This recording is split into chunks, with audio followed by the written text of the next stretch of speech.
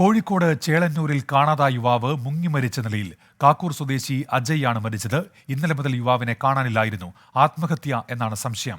അഭിജിത്ത് മുഴക്കുന്നുണ്ട് ഇപ്പോൾ കോഴിക്കോട്. അഭിജിത്ത്, എവിടെയാണ് ഇദ്ദേഹത്തിന്റെ മൃതദേഹം കണ്ടെത്തിയത്? എന്തൊക്കെയാണ് വിവരങ്ങൾ അഭിജിത്ത്?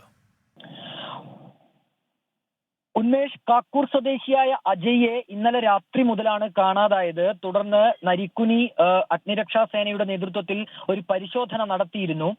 ഈ മുതുവാട്ടുതാഴം പുഴയിൽ നിന്നാണ് നിലവിൽ ഇദ്ദേഹത്തിന്റെ മൃതദേഹം കണ്ടെത്തിയിട്ടുള്ളത്. ഇന്നലെ രാത്രി മുതൽ തന്നെ ഇവിടെ ഒരു പരിശോധന നടത്തിയിരുന്നു. കാരണം ഈ മുതുവാട്ടുതാഴം പുഴയുടെ പാലത്തിന് സമീപത്ത് വെച്ച് അജയുടെ ബൈക്കും ചെരുപ്പും കണ്ടെത്തിയിരുന്നു. തുടർന്നാണ് പോലീസ് അഗ്നിരക്ഷാ സേന ഇദ്ദേഹം താഴേക്ക് വീണു എന്നുള്ള ഒരു സംശയത്തിന്റെ അടിസ്ഥാനത്തിൽ തെരച്ചിൽ നടത്തിയത്. ഇന്ന് രാവിലെ 9 മണിയോടടുപ്പിച്ചാണ് അജയുടെ മൃതദേഹം കണ്ടെത്തിയത്.